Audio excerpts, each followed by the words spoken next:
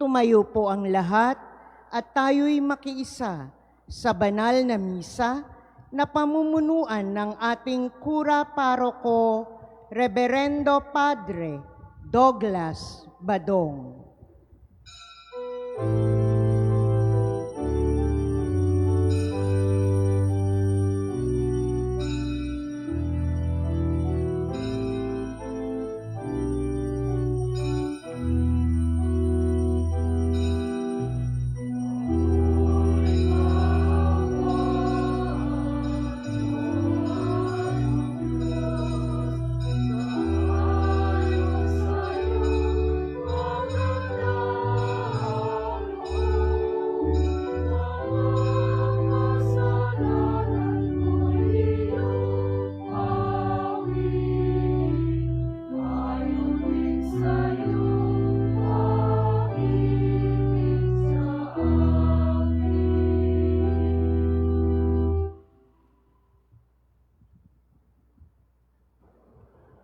Sa ngalan ng Ama at ng Anak at ng Espiritu Santo, Amen. ang pagpapala ng ating Panginoong Hesus Kristo, ang pag-ibig ng Diyos Ama, at ang pakikipagkaisa ng Espiritu Santo, naway sumainyong lahat. At sumaiyo rin. Mga minamahal na kapatid, ipinagdiriwang natin sa araw na ito ang Miyerkules ng Abo. Sa pamamagitan ng Miyerkules ng Abo, sinisimula natin ang panahon ng Kwaresma bilang paghahanda sa misteryo ng Paskwa, ang pagpapakasakit, kamatayan, at muling pagkabuhay ni Jesus. Tulad ng pagdadalamhati at pagsisisi, ipinapahid sa ating mga noo ang abo. Subalit itong tanda ng pagsisisi ay dapat na antabayanan ng tapat na pagbabalik loob ng pagbabago ng puso't isip. Umaasa tayo sa kabutihan at awa ng Diyos, sapagkat batid natin na hindi sapat ang sarili nating kakayanan.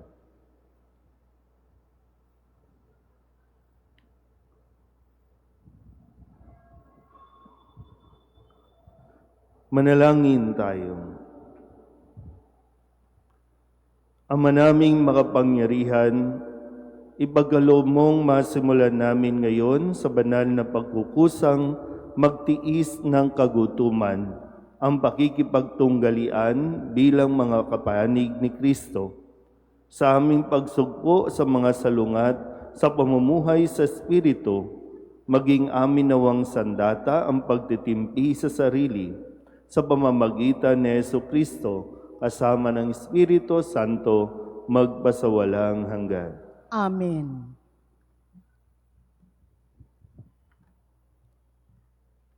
Ang mga salita ni Propeta Joel ay panawagan at pagpapahayag na dapat tayong magbalik sa Diyos sapagkat puno siya ng kabutihan at habag para sa atin. Pagbasa mula sa aklat ni Propeta Joel. Sinasabi ngayon ng Panginoon, mataimtim kayo magsisi at manumbalik sa akin. Kayo'y mag-ayuno, manangis at magdalamhati. Magsisi kayo ng taos sa puso, hindi pakitang tao lamang. Magbalik loob kayo sa Panginoon na inyong Diyos. Siya'y may magandang loob at puspos ng awa. Mapagpanihunuhod at tapat sa kanyang pangako. Laging handang magpatawad at hindi magpaparusa. Maaaring lingapin kayo ng Panginoon at bigyan ng masaganang ani. Kung magkagayon, mahahandugan natin siya ng haing butil at alak. Ang trompeta ay hipan ninyo sa ibabaw ng bundok ng Siyon. Iutos ninyo na mag-ayuno ang lahat. Tawagin ninyo ang mga tao para sa isang banal na pagtitipon. Tipunin ninyo ang lahat, matatanda't bata, pati mga sanggol, at maging ang mga bagong kasal. Mga saserdote, kayo'y tumayo sa pagitan ng pasukan at ng dambana. Manangis kayo't manalangin ng ganito: Mahabag ka sa iyong bayan, O Panginoon. Huwag mong tulutang kami hamakit pagtawanan ng ibang mga bansa at tanungin, nasaan ang inyong Diyos? Pagkaraan, ipinamalas ng Panginoon na siya'y nagmamalasakit sa kanyang bayan. Ang salita ng Diyos. Salamat sa Diyos.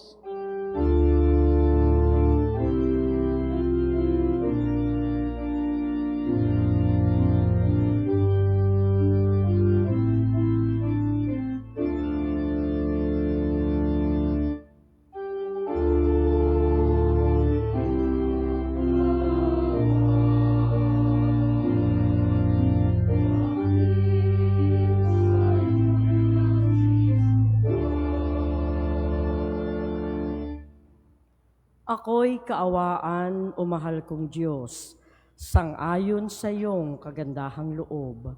Mga kasalanan ko'y iyong pawiin, ayon din sa iyong pag-ibig sa akin. Linisin mo sana ang aking karumhan at ipatawad mo yaring kasalanan.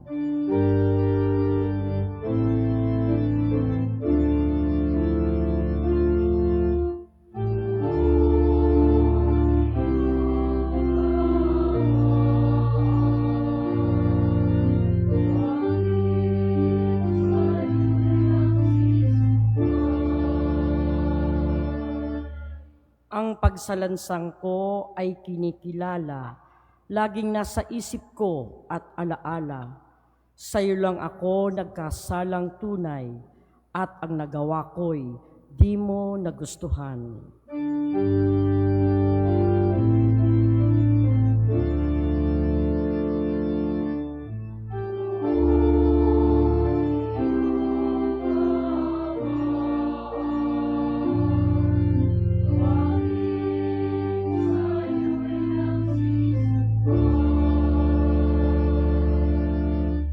Isang pusong tapat sa aking likhain.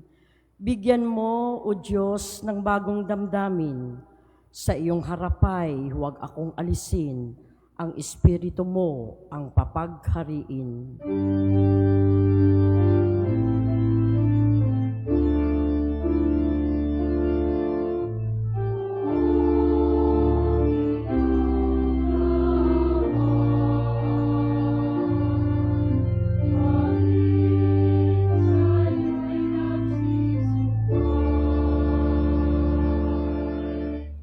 Ang galak ng dulot ng iyong pagliligtas, ibalik at ako ay gawin mong tapat.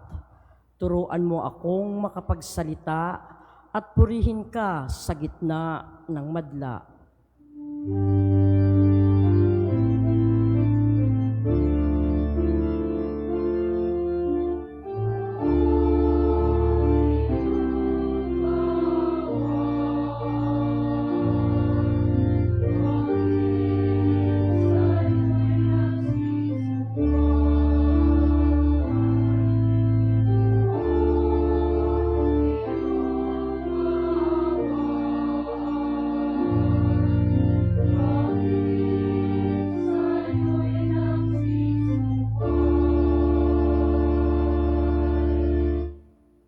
Si Jesus ang biyaya ng Diyos na nagligtas sa atin sa kasalanan.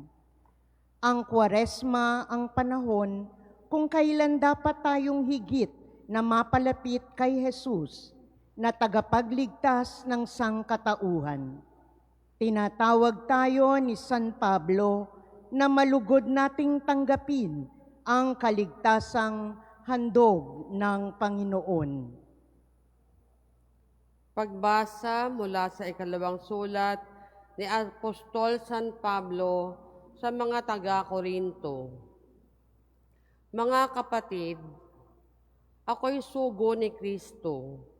Parang ang Diyos na rin ang namamanhig sa inyo sa pamamagitan ko. Makipagkasundo kayo sa Diyos. Hindi nagkasala si Kristo, ngunit dahil sa atin, siya'y ibinilang na makasalanan upang makipag-isa tayo sa Kanya at mapabanal sa harapan ng Diyos sa pamamagitan niya. Yamang kami mga katulong sa gawain ng Diyos, ipinamamanik namin sa inyo na huwag ninyong sayangin ang pagkakataong ibinibigay sa atin ng Diyos, sapagkat sinasabi niya, sa kaukulang panahon ay pinakinggan kita. Sa araw ng pagliligtas, sinaklolohan kita. Tingnan ninyo, ngayon na ang panahong nararapat. Ngayon ang araw ng pagliligtas. Ang salita ng Diyos. Salamat sa Diyos. Tatayo na po ang lahat.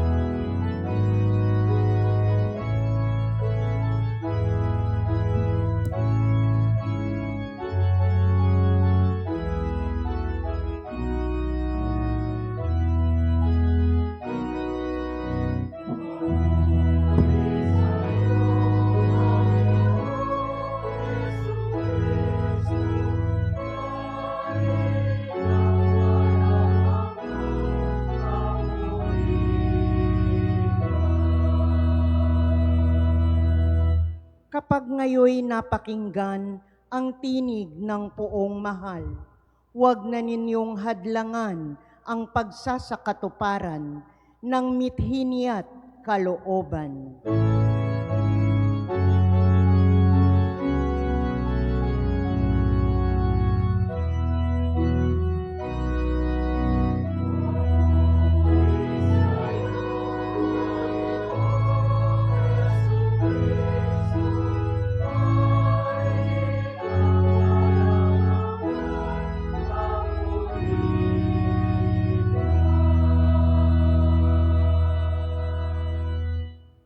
Sumainyo ang Panginoon. At sumaiyo rin. Ang mabuting balita ng Panginoon ayon kay San Mateo. Papuri sa iyo, Panginoon. Noong panahong iyon, sinabi ni Jesus sa kanyang mga alagad, "Pag-ingatan ninyo na huwag maging pakitang tao lamang ang paggawa ninyo ng mabuti. Kapag ganyan ang ginawa ninyo, wala kayong matatamong gantimpala buhat sa inyong amang nasa langit. Kaya nga, kapag naglilimos ka, huwag mo nang ipagmakaingay ito, tulad ng ginagawa ng mga mapagpaimbabaw doon sa sinagoga at sa mga lansangan. Ginagawa nila ito upang purihin sila ng mga tao. Sinasabi ko sa inyo, tinatanggap na nila ang kanilang gantimpala. Ngunit kung naglilimos ka, huwag mo nang ipaalam ito kahit sa iyong pinakamatalik na kaibigan upang malihim ang iyong paglilimos. At gagantihin ka ng iyong amang nakakakita ng kabutihang ginagawa mo ng lihim. At kapag nananalangin kayo, huwag kayong tumulad sa mga mapagpaimbabaw. Mahilig silang manalangin ng patayo sa mga sinagoga at sa mga panulokang daan upang makita ng mga tao. Sinasabi ko sa inyo, tinanggap na nila ang kanilang gantimpala. Ngunit kapag mananalangin ka, pumasok ka sa iyong silid at isara mo ang pinto. Saka ka manalangin sa iyong amang hindi mo nakikita at gagantihan ka ng iyong amang nakakakita ng kabutihang ginagawa mo ng lihim. Kapag nag-aayuno kayo, huwag kayong magmukhang malungkot tulad ng mga mapagpaimbabaw. Hindi sila nag-aayos upang malaman ng mga tao na sila'y nag-aayuno. Sinasabi ko sa inyo, tinanggap na nila ang kanilang gantimpala. Kapag ikaw ay nag-aayuno, mag-ayos ka ng buhok at maghilamos upang huwag mapansin ng mga tao na nag-aayuno ka. Ang iyong amang hindi mo nakikita, ang siya lamang nakaalam nito. Siya na nakakakita ng kabutihang ginagawa mo ng lihim, ang gaganti sa iyo. Ang mabuting balita ng Panginoon. Pinupuri ka namin, Panginoong Hesukristo. Isang magandang umaga po sa inyong lahat. Ngayong araw na ito, Miyerkules ng Abo, ang simula ng Kwaresma. Sabihin nyo nga po, Kwaresma. So, ibig sabihin ng Kwaresma ay 40 days, 40 araw na paghahanda para sa pagdiriwang ng Pasko o Misteryo Pascual, yung pagpapakasakit, kamatayan, at pagkabuhay. So, 40 days, ganun kahaba, ganun katagal, dahil napaka-espesyal ng ating paghahandaang pagdiriwang. So, kung ito ang simula, handa ba talaga tayong maglakbay? Kasi tayo ay nasa papasok tayo sa paglalakbay. So, kung maglalakbay tayo, ibig sabihin, kailangan at mahalaga na kinukondisyon na natin ang ating mga sarili. Kaya ba natin? Baka mamaya, simulan natin, wala pa sa kalahati, makalimutan na natin, tumigil na tayo, sumuko na tayo, hindi tayo makakarating doon. At hindi rin naman pwedeng sinimulan natin, tapos makikita lang tayo sa dulo na. So meron tinatawag sa atin, no? Yung paanyaya sa atin na sa loob ng 4 na araw na ito ay paghandaan natin. Pero gaya po ng mga narinig natin, dahil nga ang panahong ito ay panahon na ibinibigay natin, no, sa ating mga sarili na tayo po ay magbalik loob sa Diyos at makakapagbalik lang tayo kung tayo mismo ang aamin sa ating mga sarili na mayroon tayong mga dapat na pagsisihan. Kaya nga yung repentance, no, yung pagsisisi natin, yung pagbabalik loob natin sa Diyos, alam ba natin o kumbaga handa ba talaga tayo? Dahil ang pagpapalagay ng abo sa ating mga noo ay wag na nating husgahan ang ating mga sarili, lalong-lalo na wag na nating husgahan ang ating kapwa dahil kapag nagpalagay tayo ng abo, yan ay nagpapahiwatig na sinasabi natin, ako ay makasalanan. Ako ay may kasalanan. So, hindi lang tayo nagpapalagay ng abo para sumunod lang sa tradisyon o makiuso lang. Hindi nagpapalagay tayo ng abo at mamaya pag uwi ninyo, makikita kayo ng mga tao. May dungis o may dumi sa ating mga noo, naririyan ng mga abo, pero yan ay palatandaan na ng atin pong pagsisisi. Pero ulitin natin, no?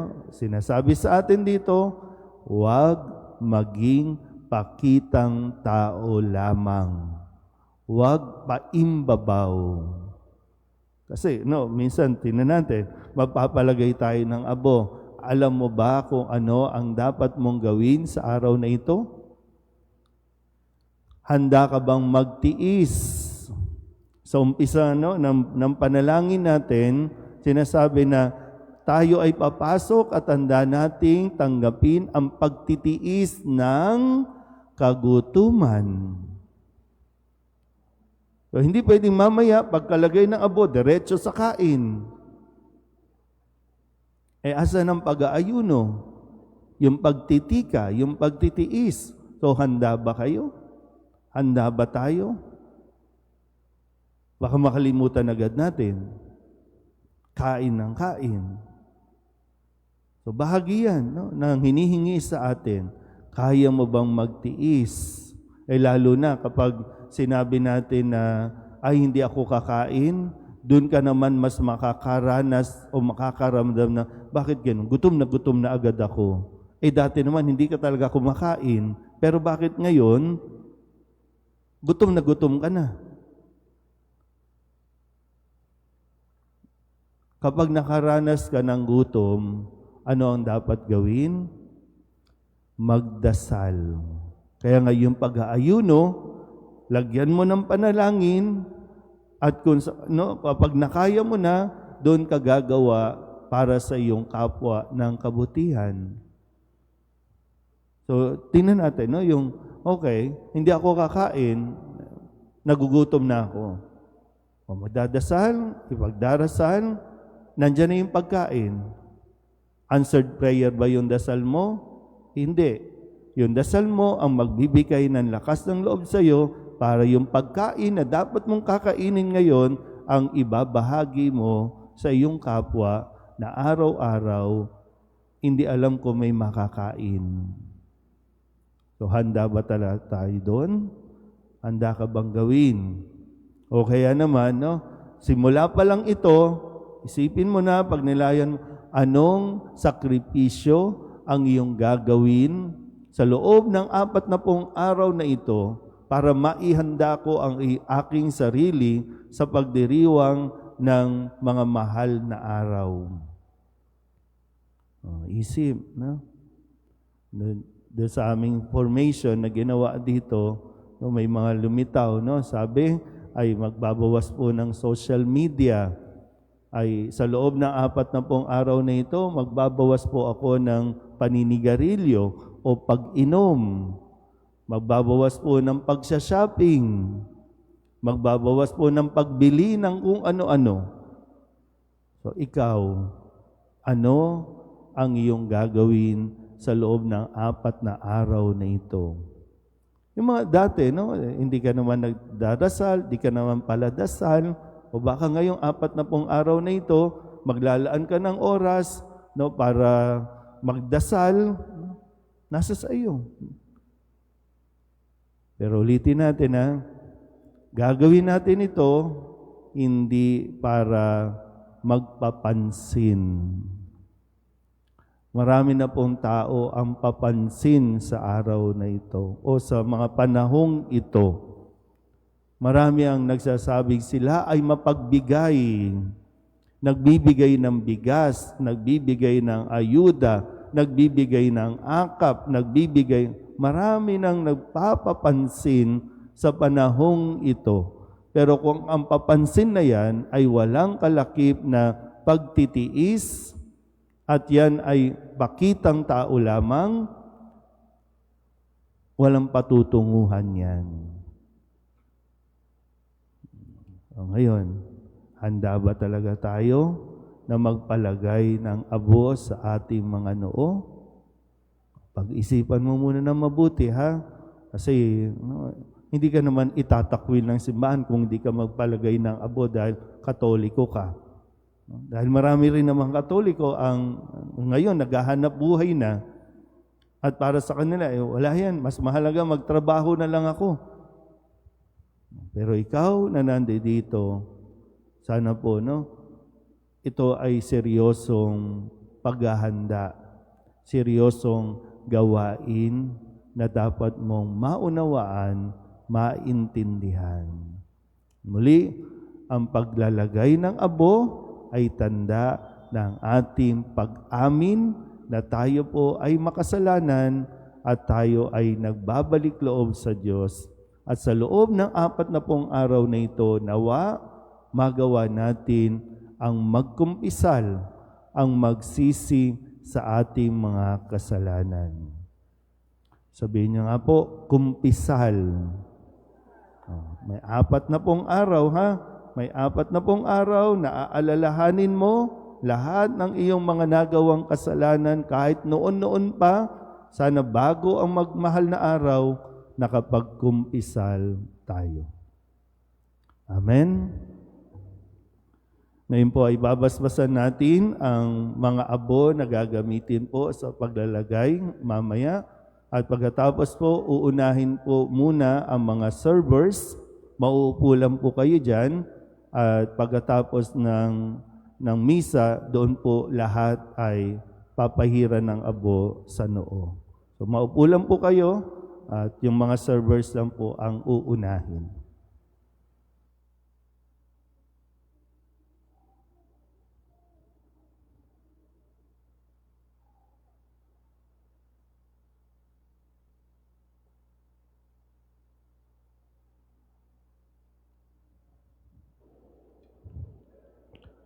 Pagbabasbas at paglalagay ng abo sa ulo. Minamahal na mga kapatid, manalangin tayo sa Amang May Kapal upang ang abong sa ulo nating ilalagay para ipahiwatig ang pagbabagong buhay ay marapati niyang gawaran ng kanyang pagpapala at malaking pagmamahal. Ama naming mapagpatawad, kinukupkup mo at itinatampok ang umaamin sa kasalanan at ikinalulugod mo ang nagbabagong buhay.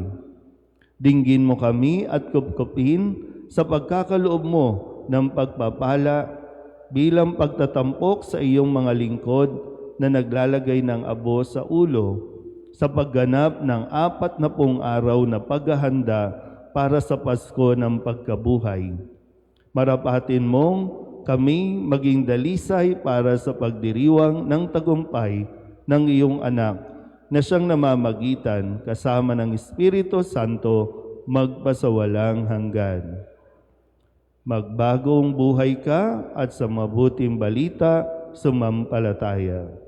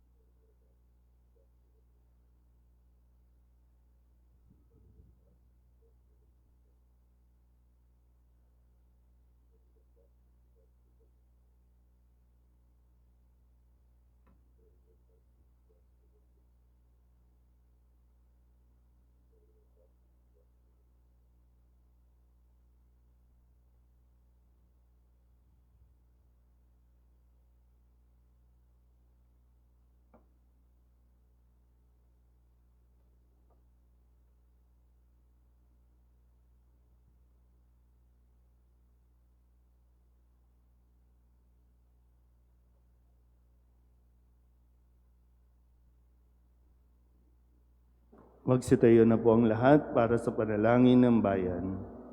Sa pagpasok natin sa panahon ng Kwaresma, inaanyayahan tayong Tumugon sa Diyos sa tumatawag sa atin upang magbalik sa Kanya ng buong puso. Sa bawat panalangin ang ating itutugon, Panginoon, dinggin mo ang iyong bayan. Panginoon, dinggin mo ang iyong bayan. Bilang isang simbahan, makaisa nawa tayo ni Kristo sa kanyang pagpapakasakit. Sa pagpasok natin sa panahong ito ng Kwaresma, manalangin tayo sa Panginoon. Panginoon, dinggin mo ang iyong bayan. Madisiplina nawa natin ang ating mga sarili sa pamamagitan ng pag-aayuno at pagsasakripisyo. Manalangin tayo sa Panginoon. Panginoon, dinggin mo ang iyong bayan. Imulat nawa natin ang ating mga mata sa mga kapatid nating lubos na nangangailangan sa pamamagitan ng pagkakawang gawa at paglilingkod. Manalangin tayo sa Panginoon. Panginoon, dinggin mo ang iyong bayan. Dumulog nawa tayo sa sakramento ng pangungumpisal, lalo na sa panahong ito ng pagpapakasakit at pagbabago. Manalangin tayo sa Panginoon. Panginoon, dinggin mo ang iyong bayan. Maging masaya at mapayapa nawa sa piling ng Diyos ang mga kapatid nating yumao. Manalangin tayo sa Panginoon. Panginoon, dinggin mo ang iyong bayan. Dulog din natin sa Panginoon ang ating mga personal na kahilingan at mga panalangin para sa ating mga pamilya, kasama din ang mga kahilingan ng mga nanonood sa online. Lahat ng mga misang pasasalamat, special na intensyon, agarang paggaling ng mga may sakit, at ang lahat ng mga kaluluwa na inihiling na ipagdasal sa misang ito.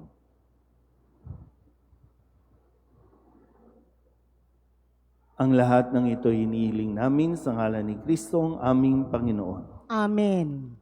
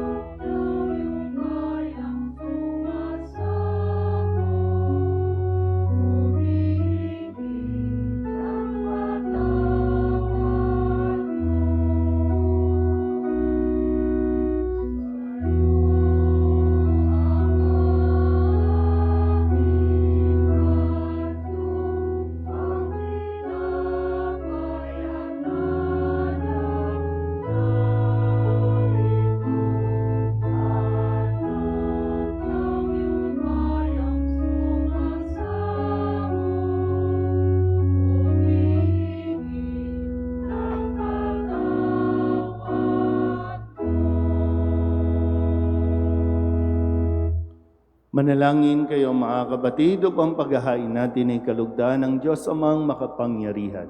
Tanggapin nawa ng Panginoon itong paghahain sa iyong mga kamay, sa kapurihan niya at karangalan, sa ating kapakinabangan at sa buong sambayanan niyang banal. Ama naming lumikha, ginaganap namin ang paghahain ito bilang maringal na pasimula sa 40 araw na paghahanda. Ang aming kusang pagtitiis at pagmamalasakit ay makapagpadalisay nawa sa aming masasamang hilig upang kami pagintapating makinabang sa iyong anak na para sa amin nagpakasakit bilang aming tagapamagitan kasama ng Espiritu Santo magpasawalang hanggan. Amen. Sumainyo ang Panginoon. At sumaiyo rin. Itaas sa Diyos ang inyong puso at diwa. Itinaas na namin sa Panginoon. Pasalamatan natin ang Panginoong ating Diyos. Marapat na siya'y pasalamatan. Ama naming makapangyarihan, tunay ngang marapat na ikaw ay aming pasalamatan sa pamamagitan ni Jesucristo na aming Panginoon. Sa aming kusang pagtitiis ng hirap, tinutulungan mo ang aming maitumpak ang kinamihas ng pagsalungat sa pananagutang iyong iniatas.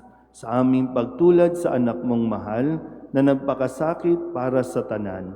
Ang pagsisikap nami iyong kinalulugdan at ang pagpapakabuti nami iyong iginararangal. Kaya kaysa ng mga anghel na nagsisiawit ng papuri sa iyo nang walang humpay sa kalangitan, kami nagbubunyi sa iyong kadakilaan.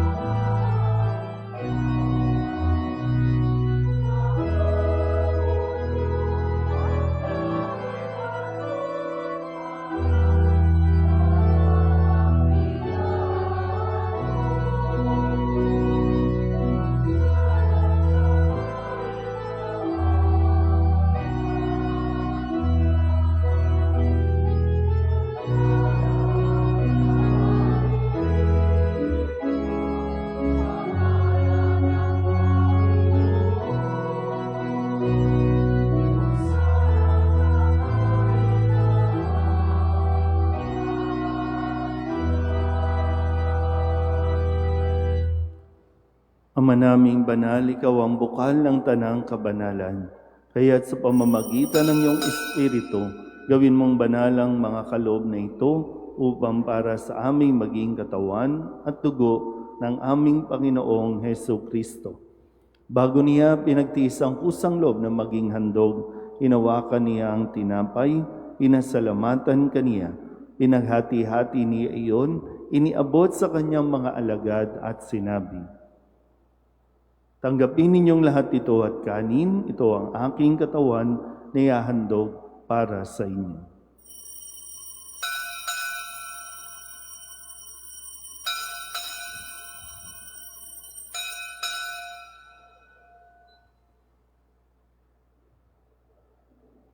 Gayun din naman nang matapos ang hapunan, hinawakan niyang kalis, muli kaniyang pinasalamatan. Iniabot niya ang kalis sa kanyang mga alagad at sinabi, "Tanggapin ninyong lahat ito at inumin. Ito ang kalis ng aking dugo, ng bago at walang hanggang tipan, ang aking dugo na ibubuhos para sa inyo at para sa lahat sa ikapagpapatawad ng mga kasalanan. Gawin ninyo ito sa pag-alaala sa akin."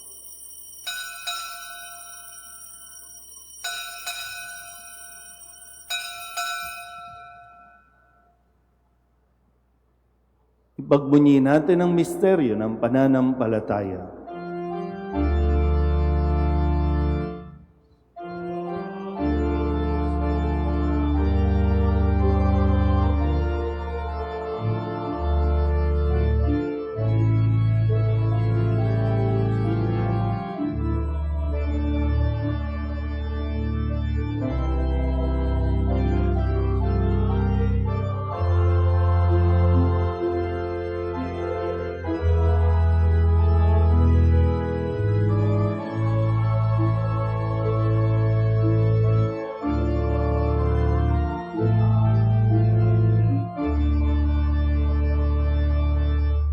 Ama, ginagawa namin ngayon ang pag-alaala sa pagkamatay at muling pagkabuhay ng iyong anak.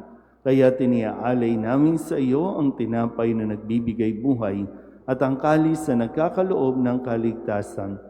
Kami nagpapasalamat dahil kami iyong minarapat na tumayo sa harap mo para maglingkod sa iyo. Isinasamo namin kami magsasalo-salo sa katawan at dugo ni Kristo ay mabuklod sa pagkakaisa sa pamamagitan ng Espiritu Santo. Ama, lingapin mo ang iyong simbahang laganap sa buong daigdig. Puspusin mo kami sa pag-ibig kay San Francisco na aming Papa at ni Jose na aming Obispo at ng Tanang Kaparian. Alalahanin mo din sina Basilia at Nathan at ang mga kapatid naming nahimlay na may pag-asang sila'y muling mabubuhay, gayon din ang lahat ng mga pumanaw. Kaawaan mo sila at patuloyin sa iyong kaliwanagan. Kaawaan mo at pagindapating kaming lahat na makasalo sa iyong buhay na walang wakas. Kaysa ng mahal na Birheng Maria na Ina ng Diyos, ng kanyang kabiyak ng pusong si San Jose, kaysa ng mga apostol at ng lahat ng mga banal na namuhay dito sa daigdig ng kalugod-lugod sa iyo. May pagdiwang nawa namin ang pagpupuri sa ikararangal mo sa pamamagitan ng iyong anak na aming Panginoong Heso Kristo. Sa pamamagitan ni Kristo, kasama niya at sa Kanya, ang lahat ng parangal at papuri ay sa iyo, Diyos Amang makapangyarihan, kasama ng Espiritu Santo, magpasawalang hanggan.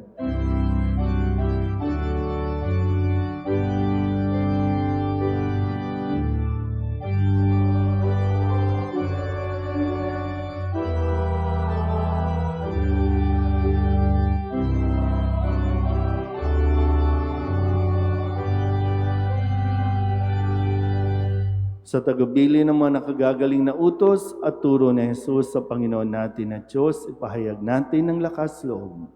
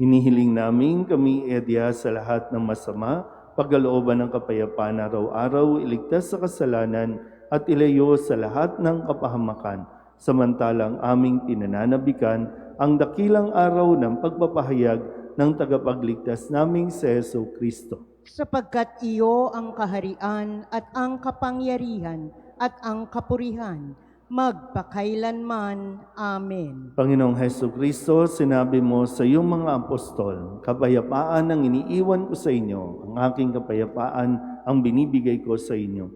Tunghayan mo ang aming pananampalataya at huwag ang aming mga pagkakasala.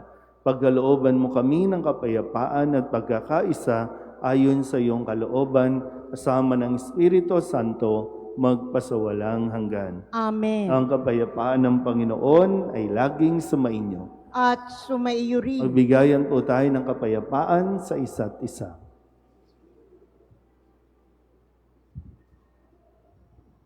Kordero ng Diyos na nag-aalis ng mga kasalanan ng sanlibutan, maawa ka sa amin.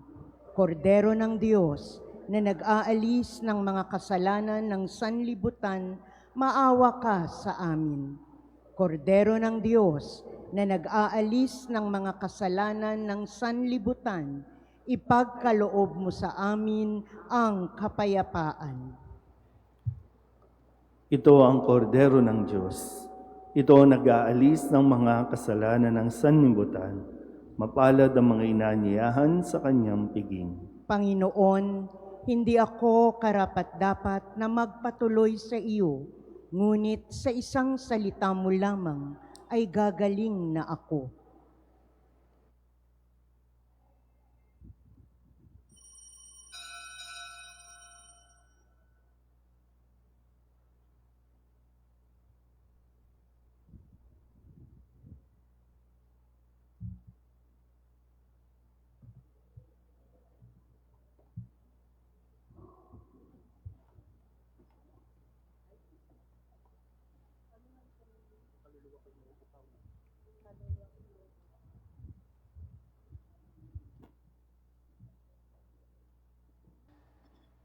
Magsitayo po ang lahat.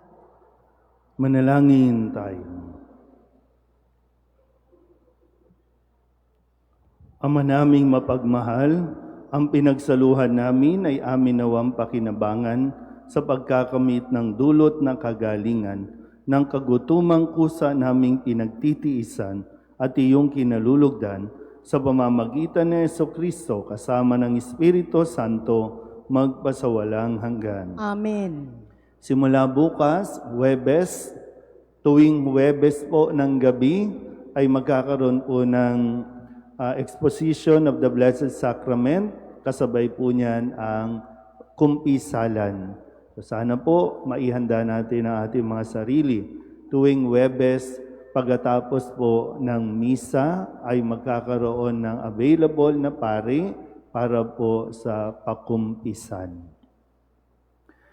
Sumainyo ang Panginoon. At sumaiyo rin. Iyuko ninyo ang inyong mga ulo, tanggapin ang pagbabasbas.